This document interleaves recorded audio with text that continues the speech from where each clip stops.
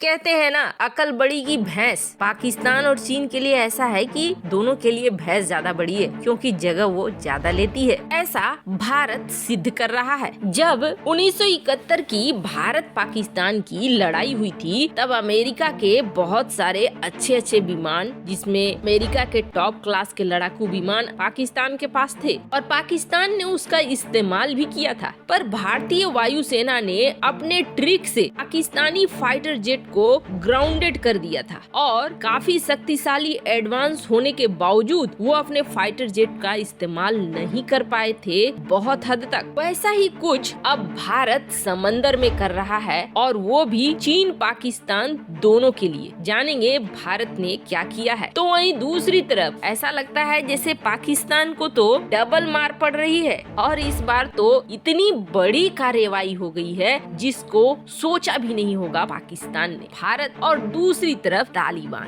बीच में सैंडविच वाले हालत में है पाकिस्तान। जानेंगे क्या है मामला। इसके अलावा बहुत कुछ है, ये जानते हैं इन खबरों को विस्तार से। एक वक्त था जब भारतीय नौसेना बहुत ज्यादा मजाक उड़ाया जाता था चीन के द्वारा, चीन के प्रोपेगेंडा मशीनों के द्वारा। क्योंकि चीन तो अपने आप को समझता है कि दुनिया की सबसे बड़ी नौसेना उसके पास है। चीन कई बार यही कहता था और इसमें ज्यादा दिन नहीं हुए, 3 साल पीछे चले जाइएगा तो यही चीजें मिलेंगी कि चीनी नौसेना के मुकाबले भारत कुछ नहीं है, भारत अभी ही हार मान ले, नहीं तो बाद में बहुत बुरा हाल होने वाला है। कहा ये जाने लगा कि जरा कंपैरिजन कीजिए, भारत के पास 10-15 पनडुब्बी है, चीन के पास 65-70 है, मुकाबला ही नहीं है। और हालात ये थे कि भारत उस वक्त अगर बनाता था अपना पनडुब्बी तो उसमें काफी वक्त लग जाता था। अपनी नौसेना के लिए कोई शिप बनाता था तो बहुत ज्यादा समय लग जाता था। ज्यादातर भारत को किसी न किसी देश पर निर्भर रहना पड़ता था कि इससे खरीदो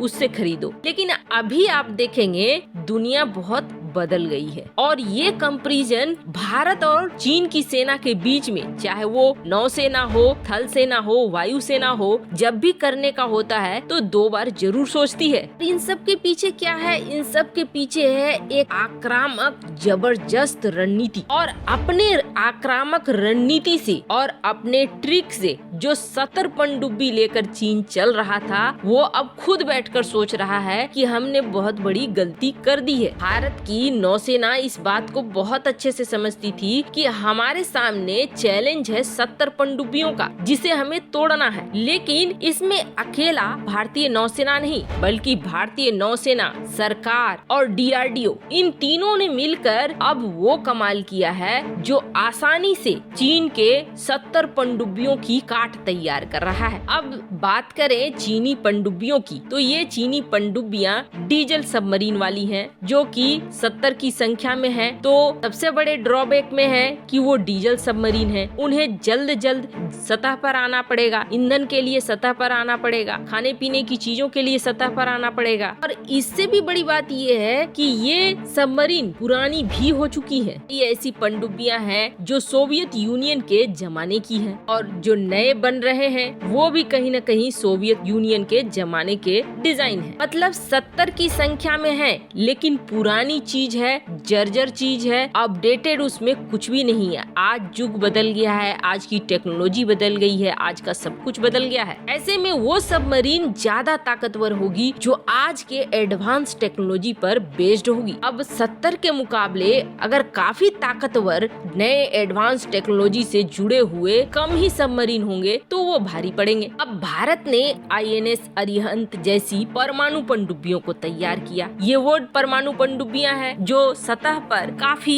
समय बाद आएंगी, महीनों आराम से पानी के अंदर रहेंगी। और अभी तो एक रेस सी लगी हुई है। भारत परमाणु पनडुब्बियों के निर्माण में भी आगे बढ़ रहा है और डीजल इलेक्ट्रिक पनडुब्बियों के मामले में भी भारत आगे बढ़ रहा है। और अब भारत ने अपनी 5वीं diesel electric submarine INS Vagir के सी ट्रायल्स शुरू कर दिए हैं। अब सी ट्रायल में ये देखा जा रहा है कि सारे कंपोनेंट्स वगैरह सही से फंक्शन कर रहे हैं या नहीं। सी ट्रायल होने का मतलब है कि हम काफी करीब पहुंच चुके हैं। ये भारत की ताकत को बढ़ा रहा है तो वहीं चीन और पाकिस्तान को डरा भी रहा है। पर इन सब के बीच ऐसे समझिए कि पाकिस्तान के ऊपर दो तरफा क्या चौतरफा हमला हो गया है। अभी बलूचिस्तान के दो जगह पे पंजगुर और नौस्की में मामला रुका नहीं था कि पाकिस्तान के खैबर पख्तूनख्वा, आपको बता दें ये कटोरा खान का घर है, वहाँ पर पाकिस्तानी सेना को ऊपर भेज दिया। 5 पाकिस्तानी सैनिक ऊपर चले गए हैं। ये आधिकारिक आंकड़ा है पाकिस्तानी सेना के द्वारा। अब असल में कितने गए हैं वो तो वही जाने। हमले की जिम्मेदारी साफ साफ ले ली है TTP ने। पाकिस्तान बौखला रहा है कि अफगान की जमीन का इस्तेमाल हो रहा है, अफगान हमारी मदद करने के बजाय उनकी मदद कर रहा है। ऐसा क्यों कर रहा है? अफगान की धरती से इस तरीके से हमारे खिलाफ लोग आएंगे हमने कभी नहीं सोचा था। हमने तो बहुत मदद की थी। अफगानी धरती का इस्तेमाल हो रहा है, पाकिस्तान इसकी कड़ी निंदा कर रहा है। पर कहानी यही खत्म नहीं हुई है। आपको बता दें जब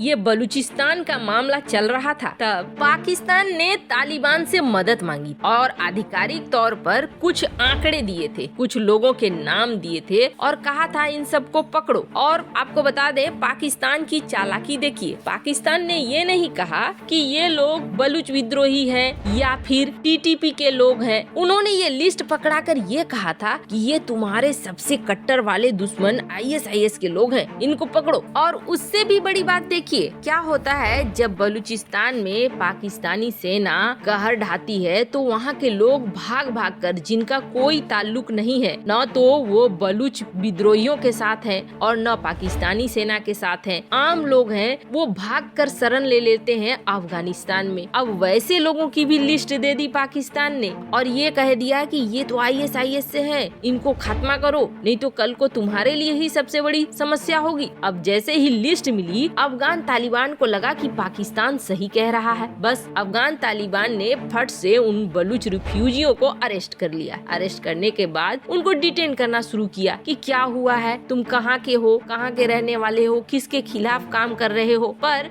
जैसे ही अफगान तालिबान को ये समझ में आया तान तो यहाँ पर झूठ बोल रहा है, ऐसे में उन्होंने जिनको भी पकड़ा था उन्हें रिलीज कर दिया। और रिलीज करने के साथ साथ अब जो चीजें निकल कर आ रही हैं वो ये कह रही हैं कि पाकिस्तान के बुरे दिन शुरू हो गए, क्योंकि एक तरफ जहाँ यहाँ हो रहा है तो वहीं डूरंड लाइन में भी शुरू हो गया है। बलूचिस्तान में भी मामला रुकने का नाम नहीं ले रहा है। अब संभाले नहीं संभल रहा है, पाकिस्तान से अपनी सीमा, अपनी चारों तरफ की सीमा उसकी मुश्किल में पड़ गई है। तो वहीं भारत ने भी S-400 की तैनाती करके पाकिस्तानी वायुसेना को पूरी तरीके से मजबूर कर दिया है, क्योंकि ये धमाके रुक नहीं रहे हैं। वैसे आपको क्या लगता है, क्या अफगान तालिबान और बलूच दोनों मिले हुए हैं? कमेंट कर अपनी राय जरूर बताएं। जल्द मिलते हैं अगले वीडियो में नई खबर के साथ।